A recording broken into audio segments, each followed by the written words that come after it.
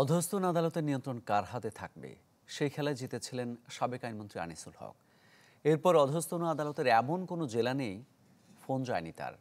তবে আইনজীবীরা বলছেন অধস্তন আদালতের নিয়ন্ত্রণ এখন সুপ্রিম কোর্টের হাতে আসার সময় হয়েছে।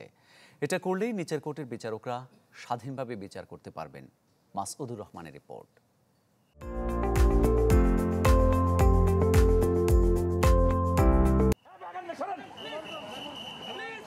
সুরেন্দ্র কুমার সিনহা যখন প্রধান বিচারপতি, তখন অধস্তন আদালতের বিচারকদের জন্য একটি শৃঙ্খলা বিধি তৈরি করে সরকারের কাছে পাঠিয়েছিলেন, যেখানে নিম্ন আদালতের বিচারকদের বদলি, পদোন্নতি সবকিছুই ছিল সুপ্রিম কোর্টের হাতে।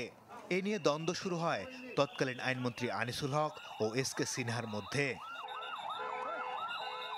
এক পর্যায়ে আনিসুল হকের রাজনৈতিক চালে ধরাশায়ী হয়ে দেশ ছাড়তে বাধ্য হন।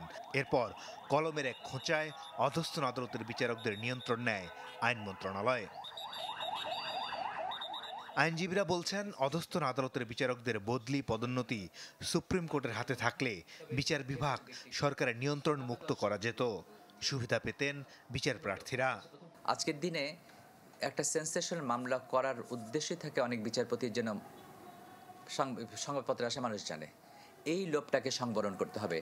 এমন ব্যবস্থা থাকা দরকার যে প্রশাসনের সাথে বিচারকের এই ভয় দেখিয়ে বা প্রলোভন দেখিয়ে বা তাকে প্রমোশন দেবে, এই প্রমোশনের অভিপ্রায় বা লালসায় যেন বিচার বিভাগীয় যারা কর্মচারী বিচারক আছেন তারা যেন প্রভাবিত না হন, সেরকম ব্যবস্থা করা।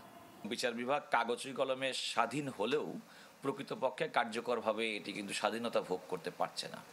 তার অন্যতম কারণ হচ্ছে যে এই সমস্ত নীতিমালাগুলো করার ক্ষেত্রেও অনেক সময় নানা রকম রাজনৈতিক বিবেচনাও কাজ করেছে, অথচ বিচার প্রশাসনের ক্ষেত্রে, বিচারকদের কার্যক্রমের ক্ষেত্রে কোনো ধরনের রাজনৈতিক প্রভাবের কোনো সুযোগ থাকার কথা নয়।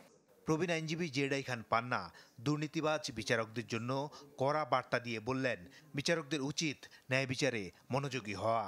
বিচার বিভাগের ভেতরে যদি দুর্নীতি থাকে তাহলে দেশ থেকে কেউই দুর্নীতি নির্মূল করতে পারবে না। This is the high time. আমি এই সরকারকে বলবো, কিছু পারেন আর না পারেন, দুটো জিনিস দিয়ে যান। একটা হলো গণতন্ত্র, আরেকটা হলো দুর্নীতিমুক্ত বিচার ব্যবস্থা। দুর্নীতিমুক্ত বিচার ব্যবস্থা যদি না দিতে পারেন, কোথাও কোনো দুর্নীতি বন্ধ করা যাবে না। এবং দুর্নীতি বন্ধ করার জন্য এটা প্রমাণিত সত্য, শাশ্বত সত্য, যেটা বিচার অঙ্গনকে দুর্নীতিমুক্ত করতে হয়। প্রবীণ আইনজীবীর মতে বিচারকদের উচিত সামাজিক অনুষ্ঠান বর্জন করা। মাসুদুর রহমান, চ্যানেল 24, ঢাকা।